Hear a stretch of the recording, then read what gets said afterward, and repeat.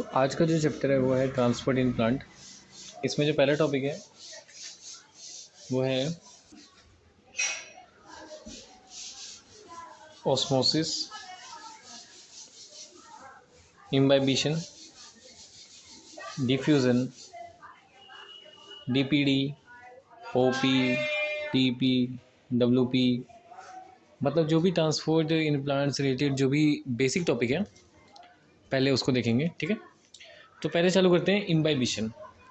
Imbibition क्या होता है कि सॉलिड कितना पानी एब्जॉर्ब कर रहा है, पानी नहीं कुछ भी, अगर कुछ भी एब्जॉर्ब कर रहा है सॉलिड तो उसको क्या बोलते हैं, इम्बाइबिशन। ठीक है, ये डिफ्यूज़न ही होता है एक तरीके का। ठीक, स्पेशल केस होता है डिफ्यूज़न का, जब जो जो एब्जॉर्ब करने वाला है वो सॉलिड होता है अगर, तो इसको हम इम्बाइबिशन बोलते हैं। तो इम्बाइबिशन का डेफिनेशन क्या होता है, इसमें कुछ भी नहीं है, एब्जॉर्प्शन है। पहली बात ये याद रखनी है कि एब्जॉर्प्शन हो रहा है पानी का, मतलब कि पानी बॉडी के अंदर जा रहा है।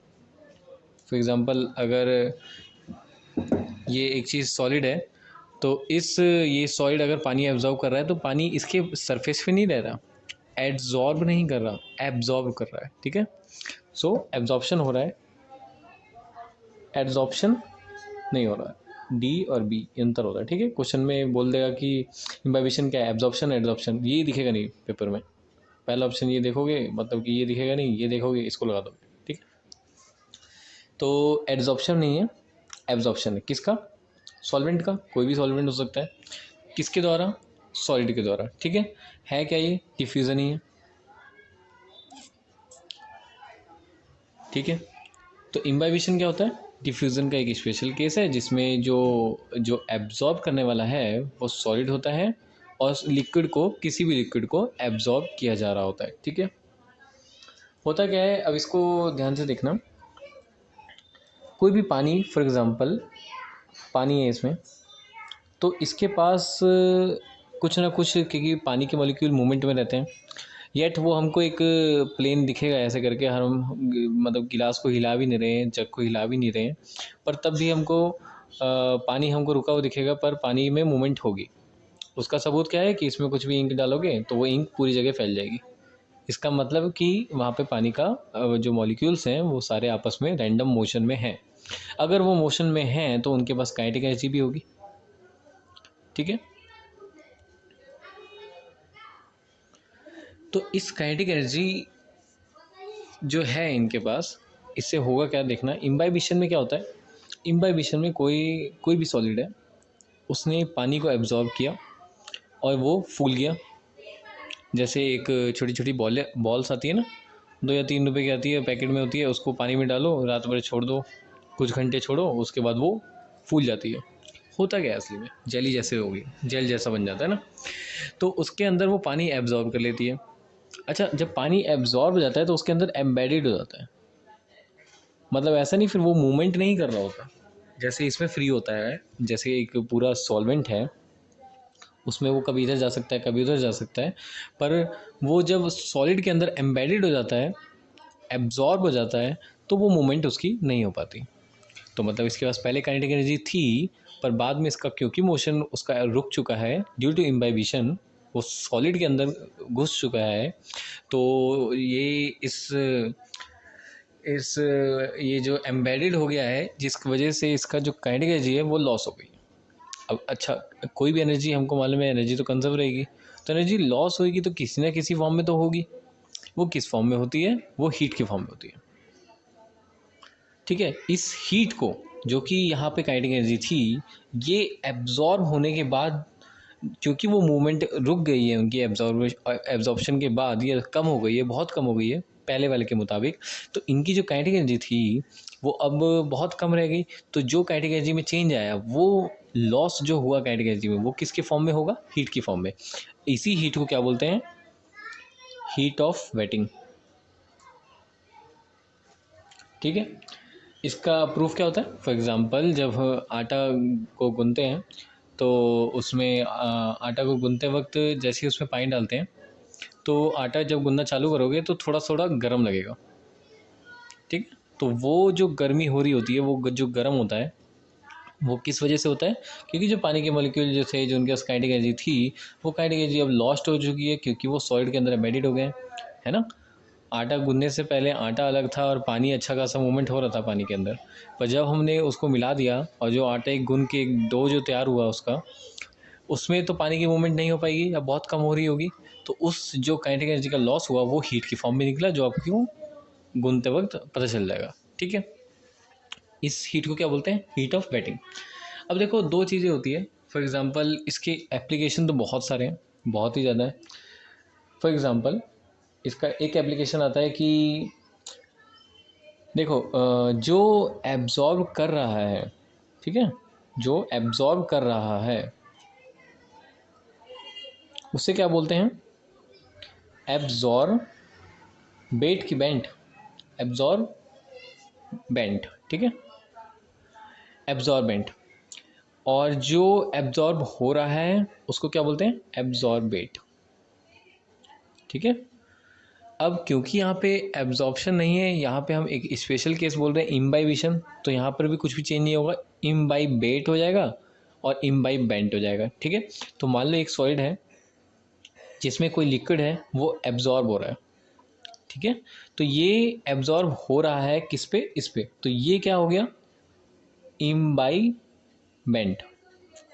जो एब्जॉर्ब हो रहा है जा करके अंदर उसके, वो क्या हो गया? इम्बाइबेट। ठीक है, अच्छा एब्जॉर्प्शन किस किस पे डिपेंड करेगा? बहुत चीज़ों पे डिपेंड करेगा। सबसे पहला तो इन दोनों में अट्रैक्शन कितनी है, अगर इन दोनों में अट्रैक्शन बहुत ज़्यादा है तो एब्जॉर्प्शन बहुत ज़्यादा होगा। समझ आ रहा है?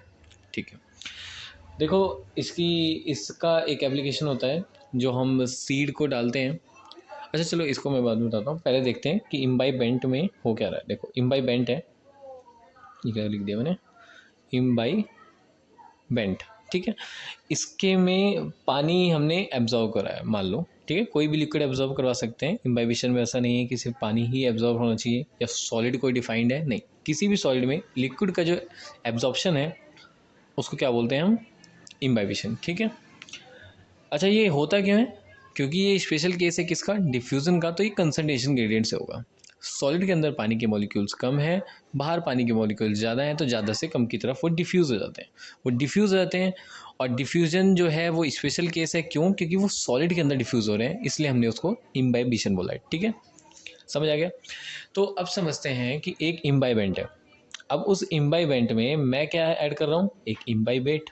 वो इम्बाइबेट हमने क्या लिया है इस एक्सपेरिमेंट में? पानी। ठीक है, इम्बाइबेट क्या है ये?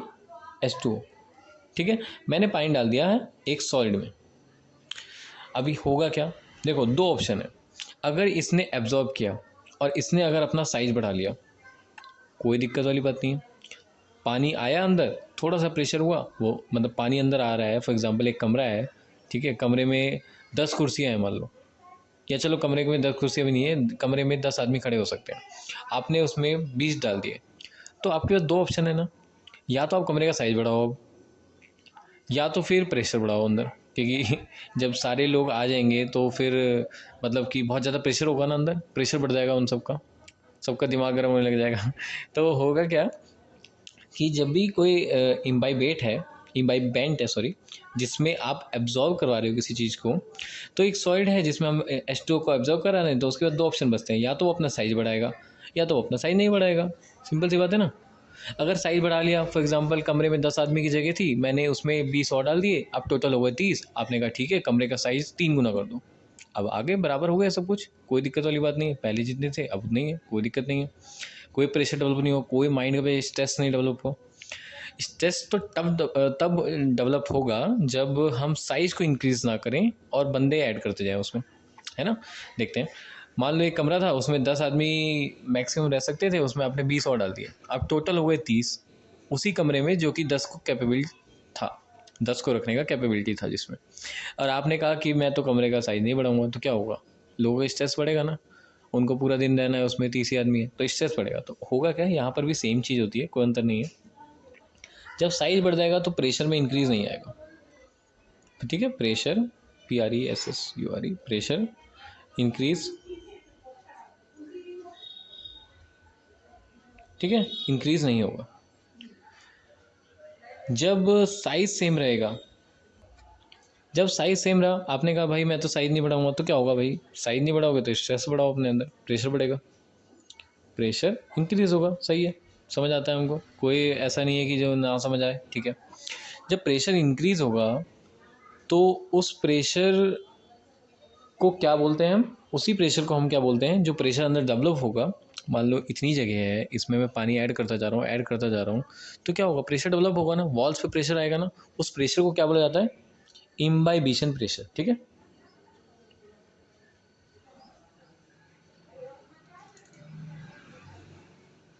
ठीक है, इम्बाइबिशन प्रेशर। तो इसी को शॉर्ट फॉर्म में आईपी हम लिखेंगे, इम्बाइबिशन प्रेशर। तो समझ आया ना, इम्बाइबिशन की वजह से जो प्रेशर डेवलप हुआ। अच्छा, प्रेशर कब डेवलप हुआ, जब उसने अपना साइज इंक्रीज नहीं किया। ठीक है, तो ऐसा कोई चीज़ जिसमें जिसका साइज़ इंक्रीज़ ना होता हो और वो पानी को एब्जॉर्ब कर ले, तो उसमें प्रेशर डेवलप होगा। और इस प्रेशर का एप्लीकेशन क्या है वो ये देखेंगे हम। फ्रूट जो टाइट रहता है, एकदम हार्ड रहता है, वो इसी वजह से रहता है ना। देखा है ना, फ्रूट के अंदर पानी होता है, वो पानी को एब्जॉर्ब करके रखता है ना, उसके सरफेस पे तो नहीं रहता वो, तो मतलब एड्जॉर्प्शन तो नहीं है, एब्जॉर्प्शन है, ए बी। ठीक है, ये जो लिखा था ना, ए बी, एब्जॉर्प्शन है। तो फ्रूट के अंदर भी जैसे सेब है, तो सेब के अंदर भी पानी उसमें अच्छा खासा होता है, तो वो पानी उसमें एब्जॉर्ब होता है। ये भी इम्बाइबेशन का केस है ना, क्योंकि सॉलिड के अंदर लिक्विड एब्जॉर्ब हो रखा है। ठीक है, उसका जो प्रेशर लगता है उसी वजह से वो दबाने में हार्ड लगता है हमको। ठीक है, तो वो जो हार्डनेस होती है वो इम्बाइबेशन प्रेशर की वजह से होती है। समझ आया। नेक्स्ट जो है, जो सीड जो जर्मिनेट करती है, मतलब इतना छोटा सा सीड होता है, आपने मिट्टी के अंदर उसको गाड़ दिया है, मतलब उसमें मतलब इतनी छोटी सी सीडलिंग निकलेगी और वो पार करके बाहर आ जाए, पेड़ बन जाए, मतलब पौधा बनने लग जाए। उसकी जो वो सीडलिंग है वो बाहर कैसे आता है, इतने सारे मिट्टी की लेयर्स होती है उसमें। तो इतना मिट्टी को क्रॉस करने के लिए कोई ना कोई तो है ना जो प्रेशर लगा रहा है। एक छोटा सा बीज, उसमें से ये निकला और इतना ऊपर चला गया, पूरी सॉइल्स को पेनिट्रेट करते हुए, इसमें जो भी पत्थर कंकड़ आ रहे हैं सबको साइड वाइड करते हुए ऊपर चला गया। क्या रीज़न है, इम्बाइबिशन प्रेशर। देखो इसमें होता क्या है, सीड के केस में क्या होता है इसको समझते हैं। ठीक है, देखो सब्जेक्ट में मतलब इतना कुछ है नहीं इस चैप्टर से, इम्बाइबिशन पे एक ही क्वेश्चन आता है, अगर आएगा भी तो ये किसका केस है, स्पेशल केस है, किसका, डिफ्यूज़न का। ठीक है, दूसरा इससे ज़्यादा से ज़्यादा पूछ लेगा कि किस में क्या एब्जॉर्ब हो रहा है, सॉलिड में लिक्विड एब्जॉर्ब होता है। ठीक है, मेन इतने ही आते हैं, पर हम सब्जेक्ट को पढ़ रहे हैं तो कुछ ना कुछ क्लैरिटी होनी चाहिए कि उसमें लिखा क्या है क्या। तो एक सीड होती है, सीड के दो पार्ट होते हैं। ठीक है, सीड का जो ऊपर की जो कवरिंग है उसको हम बोलते हैं सीड कोट। कोई नया नहीं है, मालूम है यार, किसी का कोट होगा तो सीड कोट हो गया। ठीक है, और जो अंदर वाला पार्ट है उसको बोलते हैं कर्नल। ये कर्नल सिर्फ यहाँ नहीं आएगा, केमिकल बॉन्डिंग में भी आएगा। केमिकल बॉन्डिंग में भी अगर वैलेंस इलेक्ट्रॉन को हम छोड़ दें, अब बाकी जितना भी बचता है वैलेंस को छोड़ करके, इनर का सारा, न्यूक्लियस व्यूक्लियस सारे, इनर के जितने ऑर्बिटल्स है, इलेक्ट्रॉन्स है, सबको सब जितने भी सारे हैं, सिर्फ वैलेंस को छोड़ दें तो जितने भी बचते हैं उसको हम कर्नल बोलते हैं। वैसे ही इसको बोल रहे हैं हम सीड कोट। ये रहा, ये जनरल वाला कर्नल नहीं है, आर्मी वाला, ये यहाँ वाला कर्नल है। ठीक है, तो ये जो बीच वाला है उसको क्या बोलते हैं, कर्नल। होता क्या है, पानी आप उसको थोड़ा, आपने बीज डाला ज़मीन के अंदर, आपने थोड़ा पानी दिया, बाहर पानी ज़्यादा, सीड के अंदर पानी कम, पर सीड के अंदर पानी होता है। अच्छा, पानी क्यों एब्जॉर्ब हो रहा है ये तो समझ आया ना, डिफ्यूज़न की वजह से। डिफ्यूज़न का मतलब क्या, एक तरफ ज़्यादा एक तरफ कम, है ना, इसी को तो कहते हैं डिफ्यूज़न। फॉर एग्जांपल आपने किसी कमरे में एक कोने में किसी परफ्यूम डाला, तो वो परफ्यूम सब जगह फैल जाएगा। क्यों, क्योंकि बाकी जगह उस परफ्यूम का कंसंट्रेशन बहुत कम था। उस कमरे में जो आपने जिस कोने में उस परफ्यूम को छिड़का, उस परफ्यूम का उस जगह पे कंसंट्रेशन बढ़ गया, तो जहाँ ज़्यादा से कम की तरफ मूव करने लग गया। वैसे ही करेगा पानी। पानी बाहर जाता है, सीड के अंदर क्या पानी एब्सेंट होता है, नहीं, सीड के अंदर पानी होता है, तभी वो जिंदा होता है। बहुत कम होता है येट, पर वो होता है पानी। अगर पानी नहीं होता तो ये इनका सब कुछ प्रोसेस चली कैसे रहा होता, ये मर नहीं जाता। तो जिंदा होते हैं, मतलब इनमें पानी होता है पर बहुत कम होता है। तो हमने जैसे ही बाहर से पानी डाला तो वो बाहर पानी ज़्यादा है, अंदर कम है, तो बाहर से अंदर आएगा। मज़ा अब आएगा, क्योंकि अंदर जो ले सकता है, जिसमें जितनी कैपेबिलिटी है, उसके हिसाब से इम्बाइबेशन प्रेशर डेवलप होगा। देखो तो कैसे, जो कर्नल होता है वो सेलुलोज का बना होता है, मेजॉरिटी सेलुलोज। ठीक है। जो सीड कोट होती है वो हार्ड होती है, वो पैक्टिन उक्टिन की बनी होती है, पेक्टोसोलुलोज, पैक्टिन, प्रोटीन, स्टार्च, लिपिड ऐसे करके बनी होती है। ठीक है, तो प्रोटीन, लिपिड, स्टार्च। ठीक है। जो सेलुलोज होता है उसके पास ज़्यादा कैपेबिलिटी होती है पानी को एब्जॉर्ब करने की। मैंने बताया था ना कि एब्जॉर्प्शन इस पर भी डिपेंड करेगा कि इन दोनों में अट्रैक्शन कैसी है। अगर अट्रैक्शन ज़्यादा है तो ज़्यादा एब्जॉर्प्शन होगा। वैसे ही इसके मुताबिक इसकी अट्रैक्शन ज़्यादा होती है, इसलिए कर्नल में पानी ज़्यादा एब्जॉर्ब होता है। अब सोचो ध्यान से, कर्नल में ज़्यादा पानी एब्जॉर्ब हुआ, सीड कोट इतनी हार्ड होती है, कर्नल में पानी एब्जॉर्ब हुआ, उसकी वजह से क्या होगा, क्योंकि सीड कोट हार्ड है, एक कमरा दीवार का कंक्रीट वॉल है, उसमें आप बंदे ऐड करते जा रहे हो, वो कंक्रीट वॉल अपने आप तो चौड़ी नहीं हो जाएगी, अपने आप तो उसका साइज़ नहीं बढ़ेगा। येट यहाँ पर भी यही होगा, सेम टू सेम यहाँ पर भी इसका साइज़ नहीं बढ़ पाएगा। तो अंदर आप पानी ऐड करते जा रहे हो, साइज़ नहीं बढ़ रहा, तो ये अलग केस है ना, प्रेशर बढ़ेगा इसमें। प्रेशर बढ़ेगा, उस प्रेशर को क्या बोलते हैं, इम्बाइबिशन प्रेशर। उस इम्बाइबिशन प्रेशर जो कि नॉर्मल नहीं होता, मतलब कि इतना टुच्चा नहीं है जिसको आप समझ रहे हो, 1-2 एटमॉस्फेयर नहीं होता, कई हज़ार कई 100 एटमॉस्फेयर तक वो पहुंच सकता है। नॉर्मल एटमॉस्फेरिक प्रेशर जो होता है उसको बोलते हैं 1 एटीएम, वो 100, 200, 300 एटीएम तक पहुंच सकता है इसका प्रेशर, इम्बाइबिशन प्रेशर का। ठीक है, तो ये मजाक में नहीं है, मतलब इतना हल्का प्रेशर नहीं है। तो उससे होगा क्या, अंदर जब प्रेशर डेवलप होगा तो वो प्रेशर इस सीड कोट को तोड़ देगा। ठीक है, कर्नल के पास ज़्यादा एबिलिटी है, सेलुलोज है, क्योंकि सेलुलोज ज़्यादा पानी एब्जॉर्ब कर सकता है, वो एब्जॉर्ब करेगा, एब्जॉर्ब होगा पानी, वो उसमें प्रेशर क्रिएट होगा, प्रेशर की वजह से वो सीड कोट टूट जाएगा, सीड कोट टूट जाएगा, अंदर से सीडलिंग बाहर निकल जाएगी। उस सीडलिंग में भी अगेन वही चीज़ चल रही है, वो इसको पुश करता जाएगा, पुश करता जाएगा, वो ऊपर जाते जाते वो सॉइल को पेनिट्रेट करके ऊपर निकल जाएगा।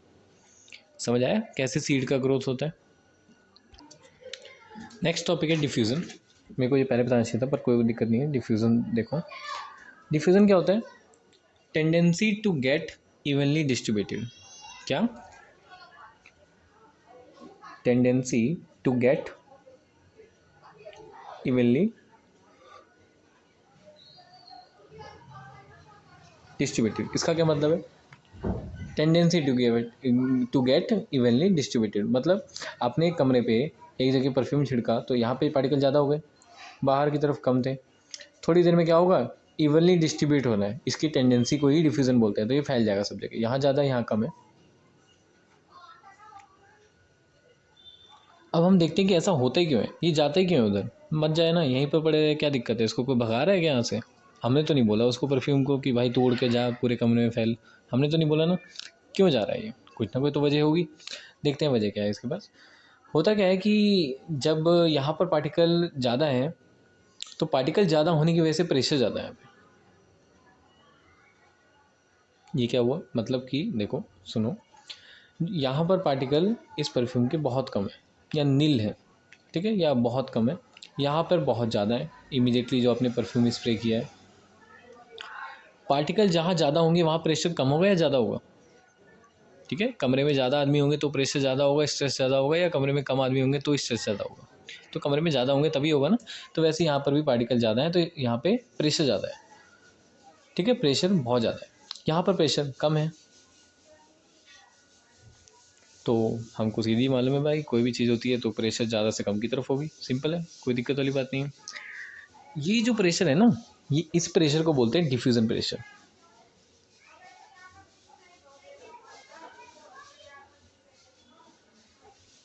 ये डिफ्यूज़न प्रेशर क्या होता है, डिफ्यूज़न प्रेशर कुछ भी नहीं है भाई, डिफ्यूज़न प्रेशर सिर्फ इतना है कि, हाँ, डिफ्यूज़न प्रेशर कौन सा, ये वाला जो प्रेशर डिफ्यूज़न जिसकी वजह से हो रहा है ना, वो डिफ्यूज़न किस वजह से होता है, डिफ्यूज़न प्रेशर की वजह से। डिफ्यूज़न प्रेशर यहाँ पे ज़्यादा है, डिफ्यूज़न प्रेशर यहाँ पे कम है, तो ज़्यादा से कम की तरफ मूवमेंट होगा, थोड़ी देर में सारे इवनली डिस्ट्रीब्यूट हो जाएगा, दोनों का बराबर हो जाएगा, अब कहीं मूवमेंट नहीं होगा।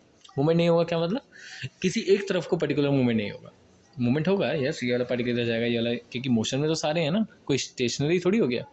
पर हाँ कि जैसे ये वाला पार्टिकल इधर मूव कर रहे थे तो वैसे ही होंगे, वो सिकुड़ करके वापस ऐसे नहीं हो जाएंगे, ठीक है।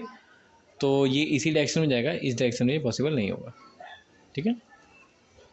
तो ये तो डिफ्यूज़न हो गया, बहुत सिंपल होता है। डिफ्यूज़न कई टाइप के होते हैं, उसको बाद में देखेंगे हम, फैसिलिटेटेड हो गया, एक्टिव हो गया, सिंपल हो गया, ठीक है।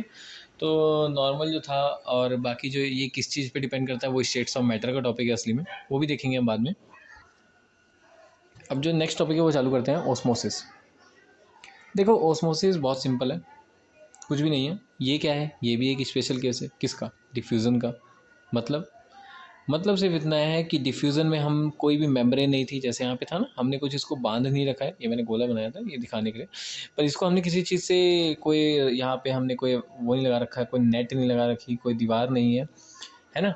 इस वाले केस में क्या होगा, हम दो अलग अलग सॉल्यूशन को सेपरेट करेंगे किसी एक वॉल के थ्रू, जिसको हम बोलते हैं semi permeable membrane, semi permeable wall बोलो, जो भी बोलो, वो एक स्पेशल काइंड की वॉल होगी, जिससे हम दो सॉल्यूशन को, सॉल्यूशन ए, सॉल्यूशन बी, उन दोनों को सेपरेट करेंगे। दोनों की कंसंट्रेशन अंतर है, मतलब कि दोनों में जो पार्टिकल्स हैं उनके नंबर में अंतर है।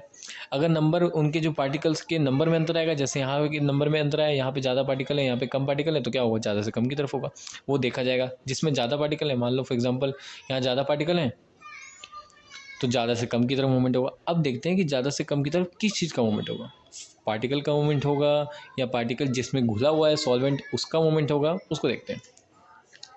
देखो पर्पस सबका एक ही है, सारे केस डिफ्यूज़न के हैं। इम्बाइबिशन जो हमने पढ़ा वो भी डिफ्यूज़न का है, ऑस्मोसिस ये भी डिफ्यूज़न है। तो डिफ्यूज़न का मतलब हमेशा याद रखना, tendency to get evenly distributed. मतलब यहाँ पे कंसंट्रेशन अगर इसकी C1 है, इसकी C2 है, तो ये क्या चाहेगा कि हम दोनों की कंसंट्रेशन बराबर हो जाए, चाहे कैसे भी करो, हमको नहीं मालूम, हम दोनों की कंसंट्रेशन बराबर होनी चाहिए। ठीक है, ये ऐसा चाहते हैं। अब देखते हैं पहले ये वॉल्स क्या क्या टाइप की हो सकती है, उसी वजह से हम देखेंगे कि मूवमेंट किस तरीके के हो सकते हैं। फॉर एग्जाम्पल वॉल पहली तरह की हो सकती है परमिएबल।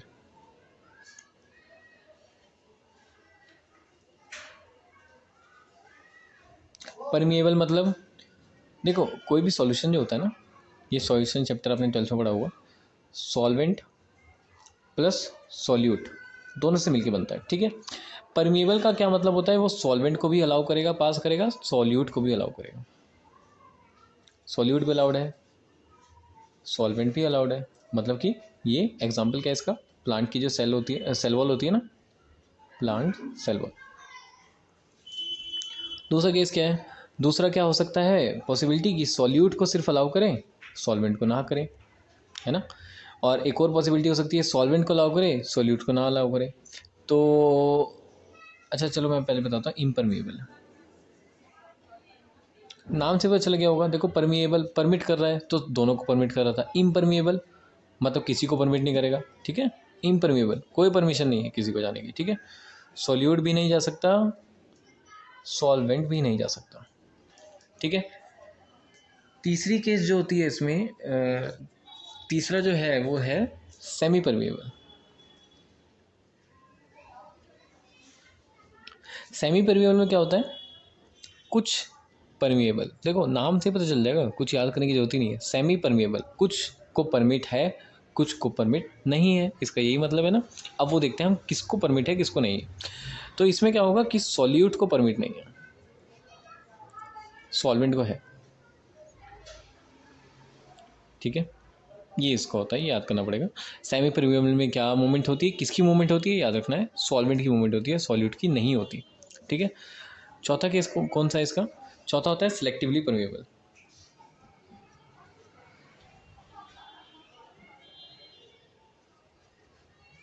देखो सिलेक्टिवली परमिएबल का क्या मतलब है, नाम से पता चल जाएगा, कुछ सिलेक्ट कर रहा है अब फिर परमिट कर रहा है। समझ आ रहा है कुछ, मतलब सिलेक्ट करके कुछ परमिट कर रहा है, मतलब कि अगर सॉल्वेंट को आना चाहता है तो उसको भी आने देगा, अगर सॉल्वेंट को नहीं आने देता तो उसको नहीं आने देगा, अगर सॉल्यूट को लाना चाहता है तो उसको लाने देगा, अगर सॉल्यूट को नहीं लाना चाहता तो उसको रोक देगा। सेलेक्टिवली परमिएबल मतलब अपनी मर्जी से वो परमिट दे रहा है, जैसे कि प्लाज्मा मेम्ब्रेन। ठीक है, इम्परमिएबल कौन सी होगी, आप एक पेक्टिन की वॉल ले लो, पेक्टिन सेलुलो पेक्टिन और जो लिग्निन की होती है, डेड वॉल्स होती है, उसके आसपास कुछ भी नहीं होगा, इम्परमिएबल है। कॉर्क हो गया, हमें ना कॉर्क की हम ढक्कन यूज़ करते हैं बोतल्स के ऊपर, वो किसकी बनी होती है, कॉर्क की तो बनी होती है, जो पेड़ों की कॉर्क होती है उसी का वो कॉर्क, इसलिए हम उसको कॉर्क बोलते हैं, जो कॉर्क स्टॉप लगाते हैं ना। परमिएबल समझ आ गया। सेमी परमिएबल मेम्ब्रेन्स होती है बहुत सारी, एनिमल के जो ब्लेडर्स होते हैं।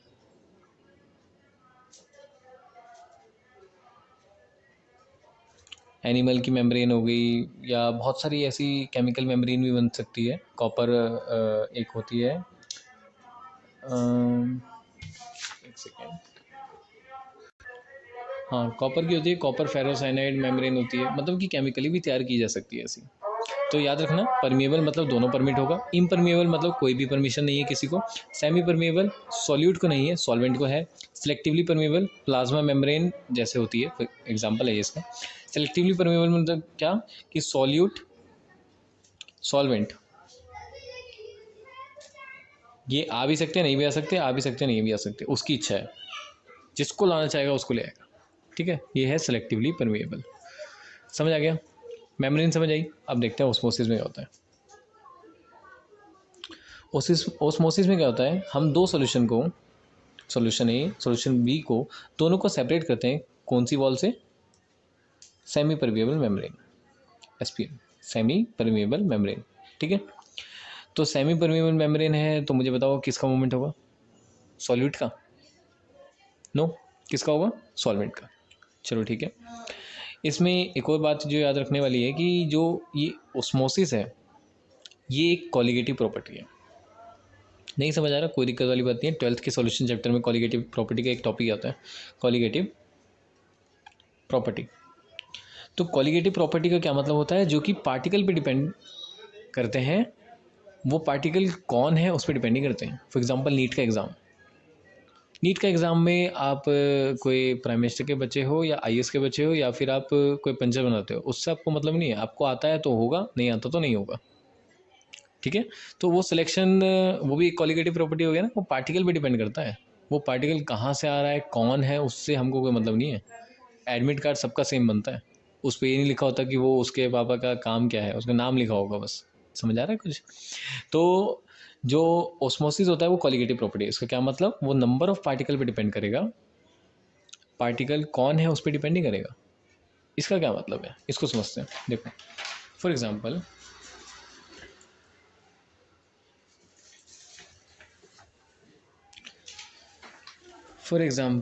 होगा क्या कि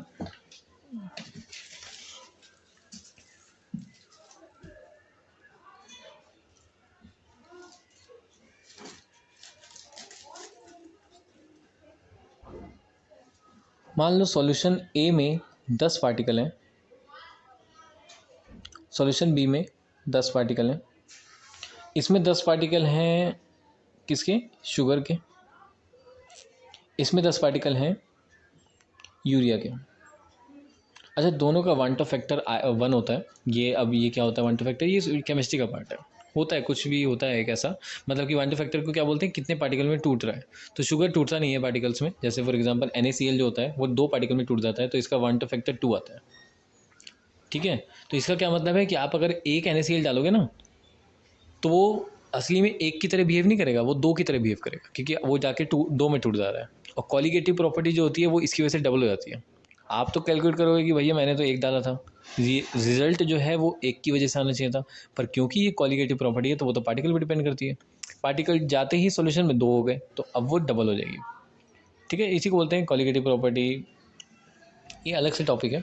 अभी हम देखते हैं बायोलॉजी वाला जो टॉपिक है, उसमें क्या हुआ, 10 पार्टिकल अगर मैंने शुगर के डाले, 10 पार्टिकल अगर यूरिया के डाले, तो इन दोनों का कंसंट्रेशन सेम है, कंसंट्रेशन सेम है, ऐसा देखते हैं। ठीक है, कंसंट्रेशन इनकी सेम है। कंसंट्रेशन में क्या लगता है, फॉर एग्जांपल मोलैरिटी है, मोलैरिटी में क्या आता है, नंबर ऑफ मोल्स अपॉन में given weight, number of moles upon में वॉल्यूम ऑफ सॉल्यूशन। तो मान लो दोनों का सॉल्यूशन 1 लीटर है, ये भी 1 लीटर का सॉल्यूशन है, ये भी 1 लीटर का सॉल्यूशन है, तो ये तो बराबर हो गया। नंबर ऑफ मोल्स मैंने आपको बराबर ही कर दिया, मान लो 10 मोल है, ये भी 10 मोल है, तो बराबर हो गया ना, मोलैरिटी बराबर हो गई। तो मेन क्या है, ये पंगा है कि शुगर लो चाहे यूरिया लो, और अगर इन दोनों के पार्टिकल सेम है तो इन दोनों की जो कॉलिगेटिव प्रॉपर्टी के जो रिजल्ट आएंगे वो भी सेम होंगे। कॉलिगेटिव प्रॉपर्टी में क्या आता है, ऑस्मोसिस एक कॉलिगेटिव प्रॉपर्टी में आता है।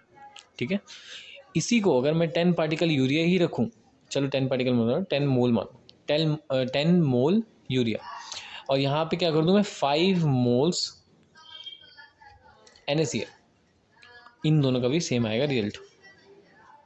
ठीक है, क्यों, क्योंकि अब तो आप कहोगे भैया कंसंट्रेशन लिखोगे तो इसकी तो आएगी 10/1 10 मोलर, और इसकी आएगी 5/1 5 मोलर, पर आंसर दोनों का सेम आएगा। रीज़न, क्योंकि ये जाते ही 2 पार्टिकल में टूट जाएगा, तो है 5, तो 5 मॉलिक्यूल 5 मोल NaCl थे, वो 5 Na प्लस 5 Cl में टूट गए। अब कितने हो गए? 10 मोल हो गए ना। हमको पार्टिकल से मतलब है, हमको उससे मतलब ही नहीं है कि कौन है, क्या है, Cl है, Na है, यूरिया है, हमको उससे कोई लेना देना नहीं है। यहाँ पे भी 10 मोल है, यहाँ पे भी 10 मोल है, आंसर सेम आएगा दोनों का। अभी हम निकाल रहे हैं, मैं बता रहा हूँ कि किसकी बात करूँगा वो मैं बताता हूँ अभी। जो कॉलिगेटिव प्रॉपर्टी ऑस्मोटिक प्रेशर होता है, pi is equal to ICRT, उसका फॉर्मूला मैं बताऊँगा। तो अभी ये समझ आया ना, पहले कॉलिगेटिव प्रॉपर्टी का मतलब क्या होता है ये समझ आ रहा होगा। नंबर ऑफ पार्टिकल पे डिपेंड करेगा, वो पार्टिकल सोडियम है, वो पार्टिकल Cl है, वो पाकिस्तान से आ रहा है, ये इंडिया से आ रहा है, कोई लेना देना नहीं है, पार्टिकल कितने हैं इस पर मैटर करेगा, ठीक है। अब ओस्मोसिस, अब देखते हैं ओस्मोसिस होता क्या है, अब थोड़ा समझ आ जाएगा। ओस्मोसिस में होता क्या है, ये कौन सी मेम्ब्रेन थी ओस्मोसिस में? सेमी परमिएबल मेम्ब्रेन, ठीक है। तो हम एक आइडियल केस अज्यूम करते हैं, फॉर एग्जांपल ये है शुगर का सॉल्यूशन और ये है वाटर। शुगर का सॉल्यूशन का क्या मतलब? शुगर इन वाटर, ठीक है। तो जो वाटर था, मतलब कि जिसमें सॉल्यूशन को बनाया था आपने, उसमें जो सॉल्वेंट यूज़ किया था उसका प्योर हमने यहाँ लिया है, प्योर वाटर, ठीक है। प्योर वाटर में शुगर कितना होगा? 0। तो इसकी कंसंट्रेशन कितनी हो गई? 0, ठीक है। समझ आ रहा है ना, मतलब प्योर वाटर में तो शुगर नहीं होगा ना। अब यहाँ पर तो शुगर होगा, ऑफ कोर्स शुगर सॉल्यूशन लिखा हुआ है, मान लेते हैं शुगर सॉल्यूशन है 5 मोलर, और ये 1 लीटर है, ये भी 1 लीटर है, तो इसमें कितने मोल होंगे शुगर के? 5 मोल्स। ये तो मतलब होता है 5 मोलर का क्या मतलब होता है? 5 मोल इन 1 लीटर, और 1 लीटर है तो मतलब कि यहाँ 5 मोल होगा। अगर यहाँ पे 2 लीटर होता तो 5 मोल है 1 लीटर में, यहाँ 2 लीटर है तो मतलब 10 मोल्स, ठीक है। तो यहाँ पे 5 मोलर दिया है आपको सोल्यूशन, मतलब कि 5 मोल शुगर के पार्टिकल्स हैं। अब इससे होगा क्या, देखो यहाँ पे बिल्कुल नहीं है शुगर के पार्टिकल, यहाँ पे शुगर के पार्टिकल हैं, तो हमने पढ़ा है डिफ्यूज़न होगा, होगा डिफ्यूज़न ज़रूर होगा, मतलब ज़्यादा से कम की तरफ जाएगा, मतलब शुगर को यहाँ से उठ करके यहाँ जाना चाहिए, है ना। मतलब यहाँ पे 1 2 3 4 5 मान लो, यहाँ पे 0, यहाँ ज़्यादा है, यहाँ कम, ज़्यादा से कम की तरफ जाना चाहिए, पर जा नहीं पाएगा क्योंकि हमने एक मेम्ब्रेन लगा रखी है, सेमी परमिएबल मेम्ब्रेन, वो सॉल्यूट को तो पास होने ही नहीं देगी।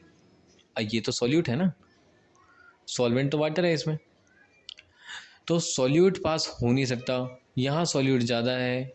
अच्छा, सॉल्यूट यहाँ ज़्यादा है इसका मतलब कि यहाँ पे वाटर कम है, ऐसा भी तो बोल सकते हैं हम। सॉल्यूट पास नहीं हो सकता ना, कोई बात नहीं, छोड़ दो उसको, वैसे ही रहने दो, सॉल्वेंट की बात करो। यहाँ पे सॉल्यूट ज़्यादा है, इसका मतलब कि सॉल्वेंट कम होगा, है ना। समझ आ रहा है कुछ, कि मतलब सॉल्यूशन जब बना है तो सॉल्यूशन किसका बनता है? Solute plus solvent. यहाँ पे भी 1 लीटर है, यहाँ पर भी 1 लीटर है, उस 1 लीटर में कुछ शुगर भी है, कुछ वाटर भी है। इस 1 लीटर में शुगर नहीं है, वाटर है, तो ऑफकोर्स वाटर इसमें कम होगा, यहाँ ज़्यादा होगा। कुछ समझ आया क्या बोला मैंने? यहाँ ज़्यादा होगा वाटर, क्योंकि यहाँ पे शुगर नहीं है, यहाँ पे शुगर है तो ऑफकोर्स वाटर को कम होना पड़ेगा, ठीक है, क्योंकि दोनों का कंसंट्रेशन सेम है ना, मतलब कि दोनों का वॉल्यूम सेम है, तो शुगर ज़्यादा है तो वाटर कम होगा ऑफकोर्स। तो वाटर यहाँ पे ज़्यादा है, वाटर यहाँ पे ज़्यादा है, यहाँ पे वाटर कम है, यहाँ पे शुगर ज़्यादा है, यहाँ पे शुगर कम है, पर शुगर की मूवमेंट नहीं हो सकती क्योंकि हमने सेमी परमिएबल मेम्ब्रेन लगाई है, वो सॉल्यूट को मूव नहीं होने देगा, है ना। सॉल्वेंट हो सकता है, हम कहेंगे कोई दिक्कत नहीं है, सॉलिड मत हो, हम इसको मूव करेंगे। देखो कैसे, वाटर यहाँ ज़्यादा, यहाँ से कम, मतलब कि यहाँ से यहाँ जाएगा, तो मतलब पानी कहाँ से कहाँ जाएगा? यहाँ से यहाँ। अब इसको भी समझो, ये जा क्यों रहा है, असली में हो क्या रहा है, अंदर देखो पार्टिकल में तो होता क्या है।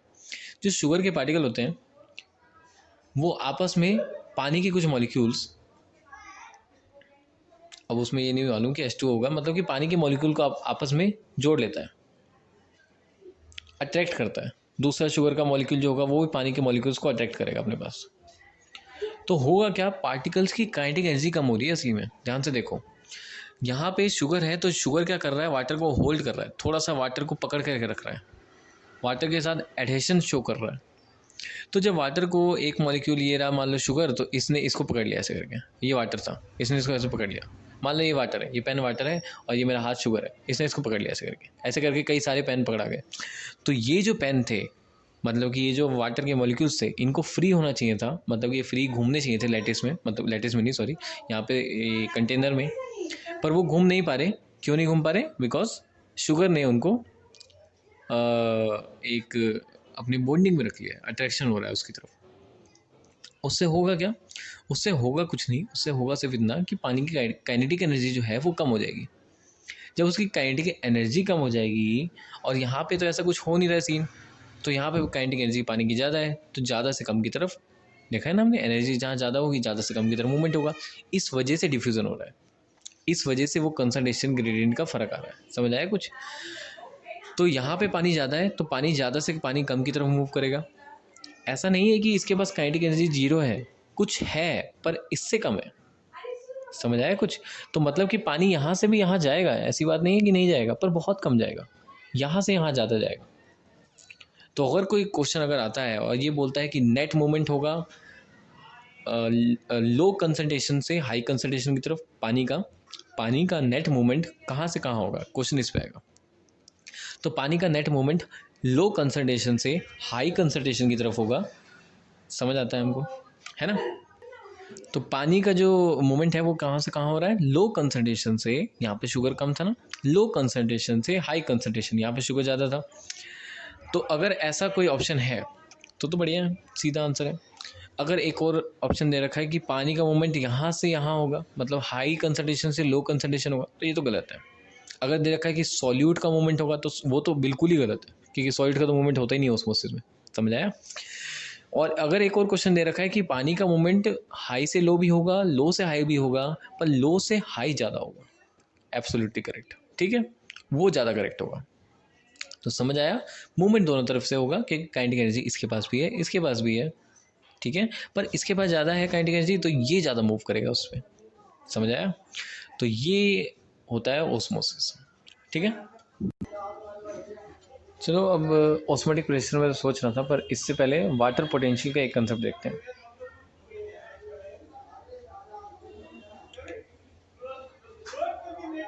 चलो मैं इसको बाद में बताता हूँ। ऑस्मोसिस अभी समझ आया ना? ऑस्मोटिक प्रेशर देखते हैं, ऑस्मोटिक प्रेशर क्या होता है। इसको देखो, एक ऑस्मोटिक प्रेशर नाम की एक चीज़ होती है, बहुत आसान है, मुश्किल नहीं है बिल्कुल भी, सुनोगे समझ आ जाएगा, बहुत इजी टॉपिक है। ऑस्मोटिक प्रेशर कुछ भी नहीं होता, मतलब देखो होता क्या है इसमें कि देखो फॉर एग्जांपल एक सॉल्यूशन है, ये क्या है? सॉल्यूशन है, वो सॉल्यूशन है, मतलब शुगर सॉल्यूशन है, तो ये शुगर सॉल्यूशन है। समझ आया? तो अब इसमें होगा क्या? देखो ये यहाँ पे मैंने बर्तन में रख रखा है चीनी को घोल करके, इसके ऊपर मैं कुछ रखूँ तो ये क्या कोई काम कर सकता है? ये उसके ऊपर कोई प्रेशर लगा सकता है? नहीं। तो ये जो ऑस्मोटिक प्रेशर की बात होती है, वो एक ऐसे प्रेशर की बात हो रही होती है जिसका कोई एग्जिस्टेंस नहीं है फिजिकल।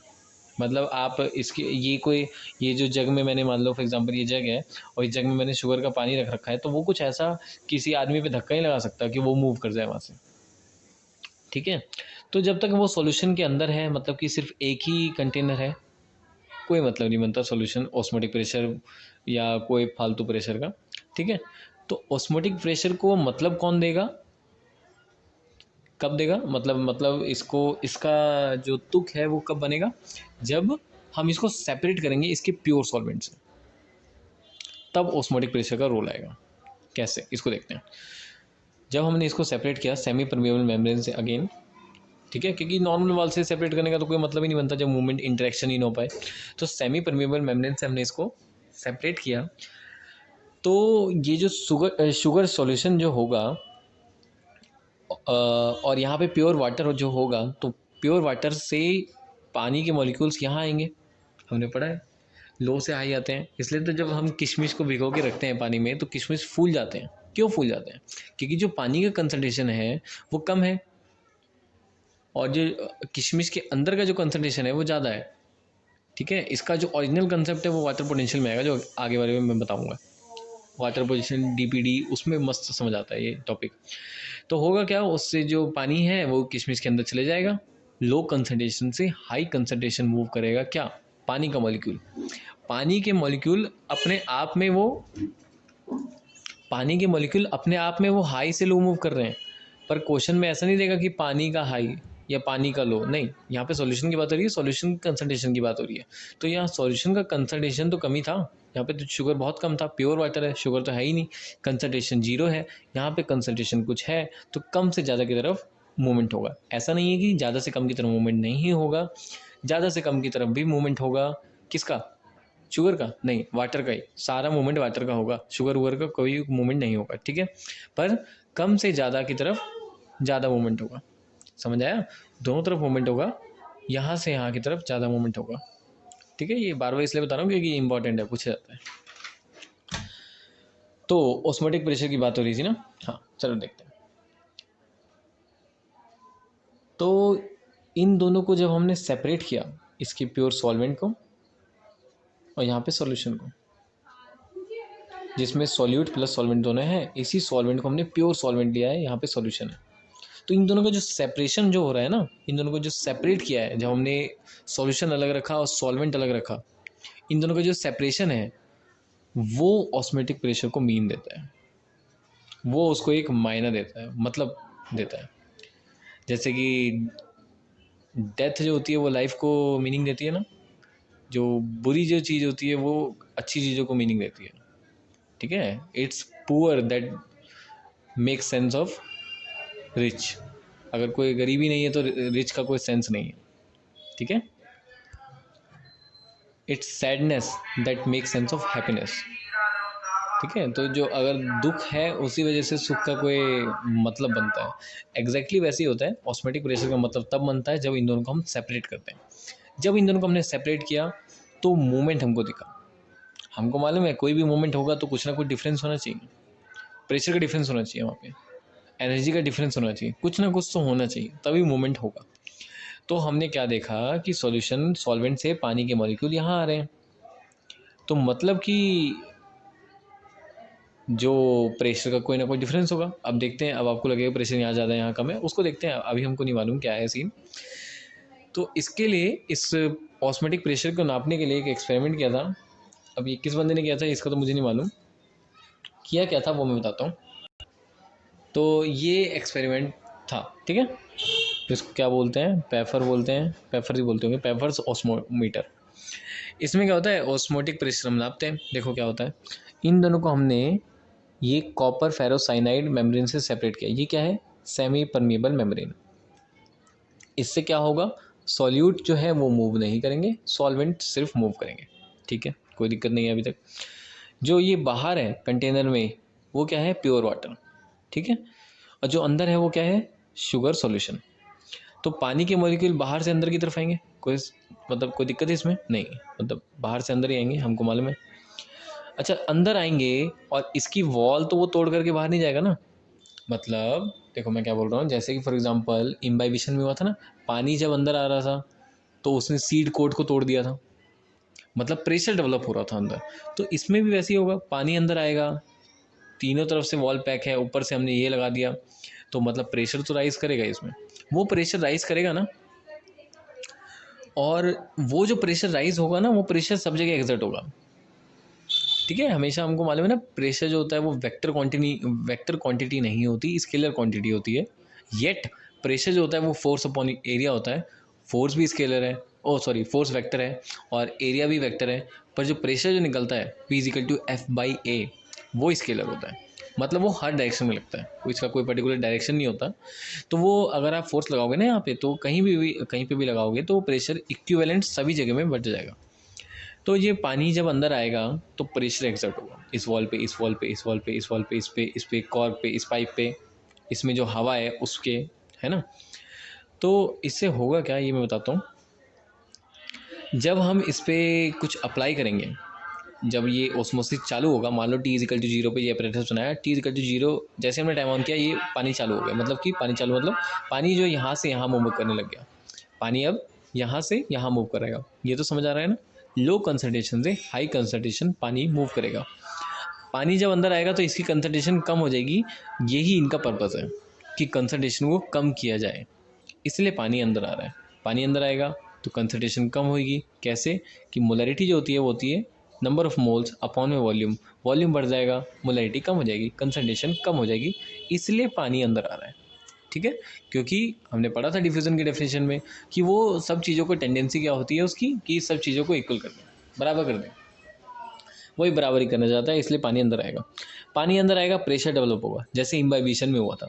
उस प्रेशर से क्या होगा, शुगर सॉल्यूशन जो है वो ऊपर राइज करेगा, यहाँ पे एयर होगी, एयर भी कंप्रेस हो जाएगी, पुश होगी, उससे क्या होगा, ये जो मरकरी हमने कनेक्ट कर रखी है मैनोमीटर, वो मरकरी पुश होगा, वो मरकरी ऊपर राइज करेगी, आप लेवल नाप सकते हो कितना लेवल है, वही उसका ऑस्मोटिक प्रेशर होगा। ठीक है, एक तो ये एक्सपेरिमेंट था। इस एक्सपेरिमेंट में दिक्कत जो थी वो ये थी कि जैसे ही अपैरेटस आप बनाओगे ना, पानी इसके अंदर मिक्स हो जाएगा, इसका सॉल्यूशन वैसे ही डाइल्यूट हो जाएगा। तो आप मतलब डाइल्यूशन जो अपैरेटस बनाते वक्त डाइल्यूशन होने की संभावना होती है इसमें, पानी इसमें मिल जाएगा।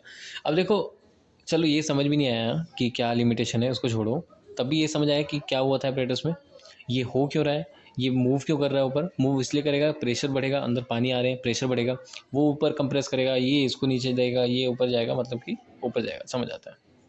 ठीक है, अब दूसरा एक्सपेरिमेंट ये एक और बंदे ने किया, बर्कले एंड हार्टले, जो भी होगा उसको हमसे मतलब नहीं है, ओस्मोमीटर से मतलब है। इसने क्या किया, सेम अपैरेटस है, पेफर सेली है, यहाँ पर भी वो सेमी परमिएबल मेम्ब्रेन है, कॉपर फेरोसाइनाइड मेम्ब्रेन। यहाँ पर इस बंदे ने क्या किया, ये पानी रखा, पिछली बार हमने इसके अंदर सॉल्यूशन रखे थे, है ना, शुगर सॉल्यूशन पिछली बार इसके अंदर था, यहाँ था शुगर। तो अब इसने क्या किया, यहाँ पे पानी रख दिया, यहाँ पे है आपका सॉल्यूशन, यहाँ इसने मरकरी को कनेक्ट किया मैनोमीटर को। अब होगा क्या, यहाँ से आप पानी डाल सकते हो अंदर। ठीक है, सॉल्यूशन ये है, पानी ये है, तो मतलब पानी का मूवमेंट यहाँ से यहाँ होगा, ये तो समझ आ रहा है। तो पानी का मूवमेंट लो कंसंट्रेशन से हाई कंसंट्रेशन पे होगा, तो पानी का मूवमेंट लो कंसंट्रेशन से हाई कंसंट्रेशन की तरफ होगा। तो उससे क्या होगा कि आप यहाँ से पानी दिए जाओ, यह पानी इस अंदर जाएगा। अब आपने क्या किया, यहाँ पे प्रेशर अप्लाई किया। वो प्रेशर क्यों अप्लाई किया, जब आप इसमें प्रेशर अप्लाई करोगे तो होगा क्या, पानी के मॉलिक्यूल जब इधर आ रहे होंगे तो उनके ऊपर एक ऊपर से प्रेशर लगेगा, वो वापस जाने लग जाएंगे। मतलब इसको बोलते हैं, ये एक रिवर्स ओस्मोसिस होता है, जो कि आरओ का कंसेप्ट होता है, घर में जो आरओ होते हैं वो इसी बेसिस पे होते हैं। तो होगा क्या कि आपने यहाँ से जब प्रेशर अप्लाई किया तो सॉल्यूशन में जो यहाँ से वाटर जा रहे थे, ठीक है, इसको मैं बता देता हूँ, जब पानी के मॉलिक्यूल जो यहाँ से इस कंटेनर में जा रहे थे, या आपने ये लगा रखा है मरकरी, और